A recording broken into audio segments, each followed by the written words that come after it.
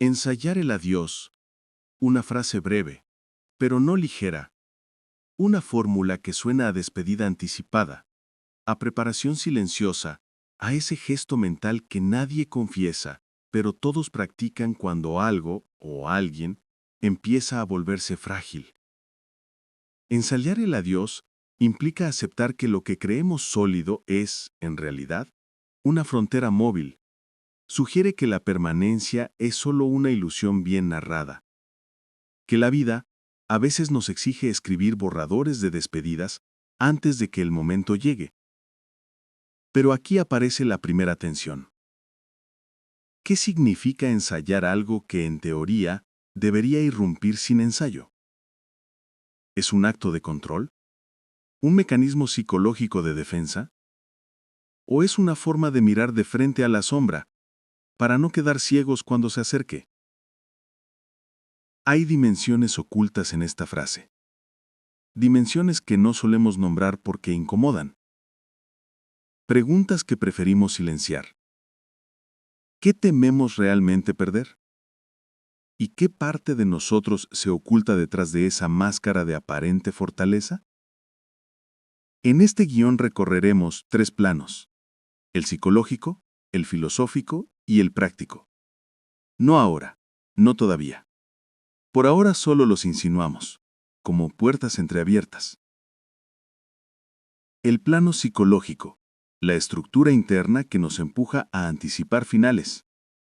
El plano filosófico, la reflexión sobre el adiós como límite, como destino, como forma de comprender la existencia. El plano práctico, las decisiones mínimas que tomamos cuando intuimos que algo cambia.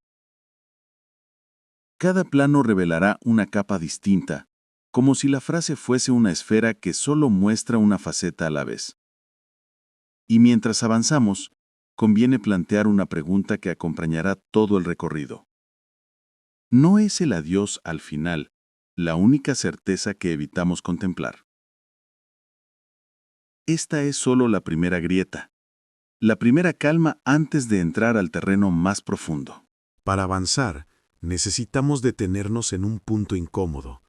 Cuando hablamos de ensayar el adiós, no hablamos solo de perder. Hablamos de percibir el movimiento interno que ocurre antes de toda despedida. Ese temblor mínimo, esa intuición que no se expresa, pero altera la atmósfera. Porque el adiós no empieza cuando sucede, empieza cuando aparece la sospecha. Cuando algo en nuestro interior, una voz pequeña, casi técnica, murmura que la forma presente ya no podrá sostenerse mucho más. Es un murmullo que preferimos ignorar, pero está ahí, siempre está ahí. Y aquí surge una idea esencial. El adiós, antes de ser un hecho, es un entrenamiento perceptivo, una sensibilidad, una capacidad para sentir el contorno de las cosas que se desvanecen. Podríamos observarlo desde el plano psicológico. La mente crea simulaciones anticipadas para reducir el impacto de lo inevitable. Pequeñas prácticas internas donde imaginamos la ausencia, no para sufrirla, sino para comprender su peso, como si prepararnos fuese una forma de negociar con la incertidumbre. Pero también aparece la dimensión filosófica. Si ensayamos el adiós, ¿no estamos también ensayando la libertad? Cada despedida, incluso la mental, abre un espacio donde lo que parecía necesario deja de serlo. La máscara cae, la sombra cambia de forma, la identidad se vuelve un territorio menos fijo. Y de fondo, la tercera dimensión, la práctica. Porque cada vez que anticipamos un final, ajustamos decisiones, modificamos prioridades, redistribuimos atención, tomamos distancia o la acortamos. Actuamos como estrategas silenciosos frente a un tablero que aún no revela su jugada final. Sin embargo, detenernos aquí sería prematuro. Todavía no hemos abierto esas 3 puertas. Solo hemos delineado sus bordes. El verdadero examen comienza cuando cruzamos el umbral y miramos cómo estas capas se entrelazan. Entramos en el primer plano, el psicológico. Aquí, ensayar el adiós deja de ser una frase poética y se convierte en un movimiento interno, casi estructural.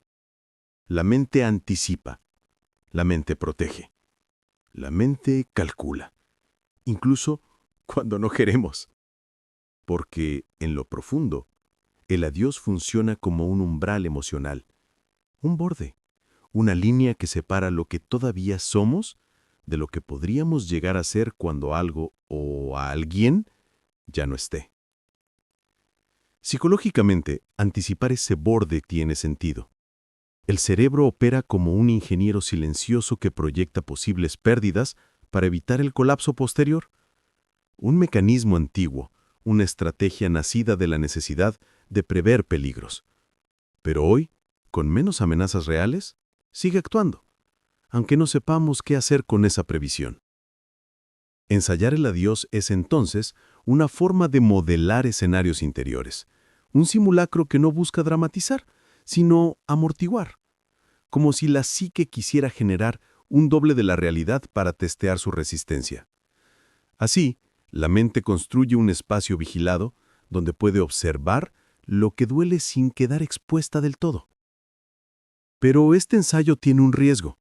Cuando repetimos demasiado un adiós imaginado, podemos terminar viviendo en una sala de espera emocional, siempre atentos al final, siempre preparados para perder, siempre a un paso de retirarnos antes de tiempo.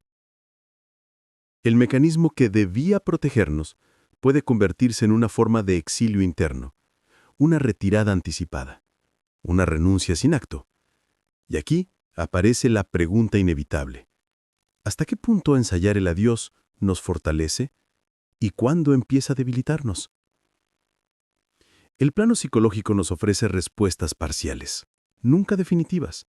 Nos permite entender el funcionamiento de la mente, pero no resuelve la tensión existencial que late debajo. Para eso, necesitamos cruzar hacia la siguiente capa, la filosófica, donde el adiós deja de ser un mecanismo y se convierte en una forma de mirar el mundo. Ahora entramos en el plano filosófico. Aquí, ensayar el adiós deja de ser un reflejo psicológico y pasa a ser una interrogación sobre la condición humana. No hablamos ya de mecanismos de defensa, sino de la estructura misma del existir. Porque toda filosofía, de algún modo, gira alrededor del adiós, del límite, del tránsito, de aquello que se escapa incluso cuando lo sujetamos con fuerza. Pensadores distintos, épocas distintas, la misma sospecha. Que vivir implica despedirse de forma continua, despedirse de estados, de certezas, de identidades, de versiones anteriores de uno mismo, y que no hacerlo, o negarse a hacerlo, es quedar atrapado en una ficción estática. Ensayar el adiós, desde esta perspectiva, no es una debilidad. Es una práctica ontológica, un reconocimiento sobrio de que nada es completamente nuestro. Ni el tiempo, ni las expectativas, ni siquiera las ideas que defendemos con más convicción. El adiós se convierte entonces en un espejo que revela quiénes somos, sin adornos. Seres que transitan, no que poseen. Seres que buscan sentido mientras la arena cae. Seres que al mirar la posibilidad del final, descubren también la posibilidad del comienzo. Pero no es un pensamiento cómodo. Implica despojarse, aceptar que la continuidad es una ilusión estructurada. Ver que cada vínculo, cada proyecto, cada certeza, lleva dentro un recordatorio. Esto también puede terminar. Y sin embargo, en ese reconocimiento aparece una forma de fortaleza diferente. Una fortaleza que no se basa en negar la pérdida, sino en dialogar con ella. Como si la filosofía nos dijera que el adiós no es el cierre, sino el marco que hace visible todo lo demás. Esto nos deja frente a una tensión profunda. Si el adiós es inevitable, ¿por qué seguimos viviendo como si no lo fuera? Una contradicción íntima que atraviesa culturas, ideologías y épocas. Una grieta que cuando se ilumina, cambia la manera de sostener la existencia. Pero la reflexión filosófica, por sí sola, no basta. Necesita anclarse en la vida concreta, en gestos, en decisiones, en prácticas que transformen la comprensión en movimiento. Llegamos al plano práctico, el lugar donde las ideas dejan de flotar y adquieren peso específico. Aquí, ensayar el aviós se traduce en movimientos mínimos, casi invisibles, pero decisivos. Porque toda despedida, incluso la mental, reorganiza la arquitectura de lo cotidiano. Cuando intuimos un final, aunque no lo nombremos, algo en nuestra conducta cambia. La atención se vuelve más selectiva. La energía se redistribuye. Las prioridades se reordenan como piezas que encuentran otra geometría. Ensayar el adiós en la práctica implica examinar qué estamos sosteniendo por hábito y qué estamos sosteniendo por convicción. Lo primero pesa, lo segundo impulsa, y distinguirlos no siempre es sencillo. También implica observar nuestras inversiones, de tiempo, de cuidado, de presencia, porque cada adiós anticipado actúa como una lámpara que ilumina lo esencial, lo que resistiría incluso la pérdida, lo que seguiría teniendo valor cuando la forma actual deje de existir. En términos prácticos, ensayar el adiós puede ser un ejercicio de claridad. No un gesto dramático, no un desprendimiento abrupto, sino una forma de afinar la mirada, una forma de reconocer dónde ya no hay crecimiento, donde la máscara pesa más que el rostro, donde la sombra pide ser escuchada. Pero este plano no está libre de contradicciones. Prepararse demasiado puede volverse una forma de ausentarse. Tomar demasiada distancia puede impedir que algo madure. El ensayo puede transformarse en un abandono silencioso antes de tiempo. Por eso, en este nivel práctico, la pregunta no es simplemente ¿qué debe terminar?, sino algo más preciso. ¿Qué exige un cierre para que algo distinto pueda comenzar? El adiós como estrategia, no como derrota.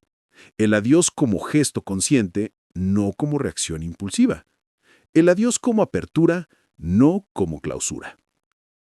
Ahora que hemos recorrido los tres planos, el psicológico, el filosófico y el práctico, falta un paso final: integrarlos.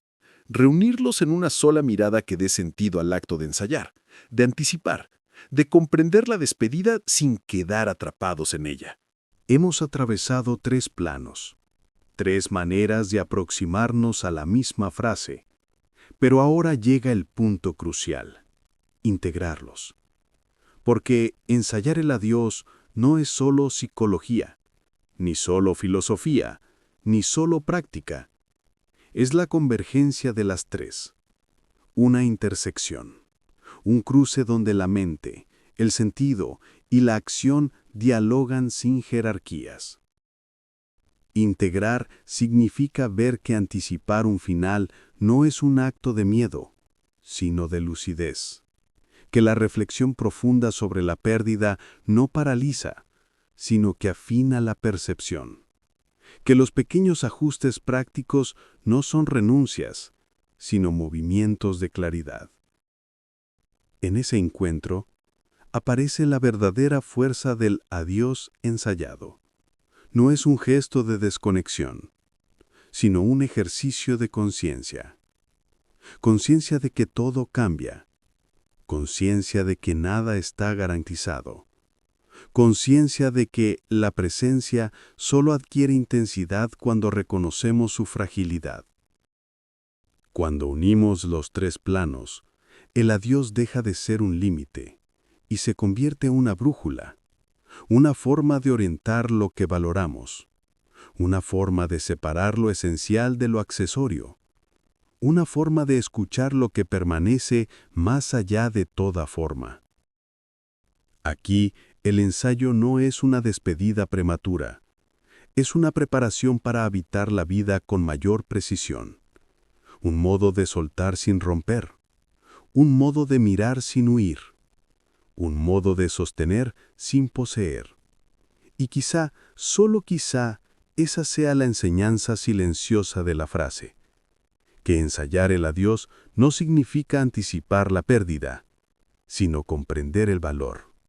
Comprenderlo de verdad, con la sobriedad que surge cuando aceptamos la impermanencia.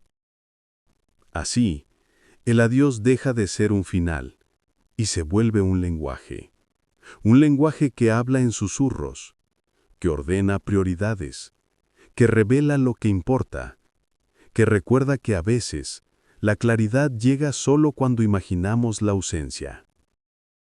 Este es el cierre, la última línea del círculo, pero no un final cerrado. Más bien una puerta que queda entreabierta, porque toda reflexión profunda invita a continuarla en silencio, en la propia mente, en los espacios donde las ideas dejan de ser palabras y empiezan a convertirse en comprensión.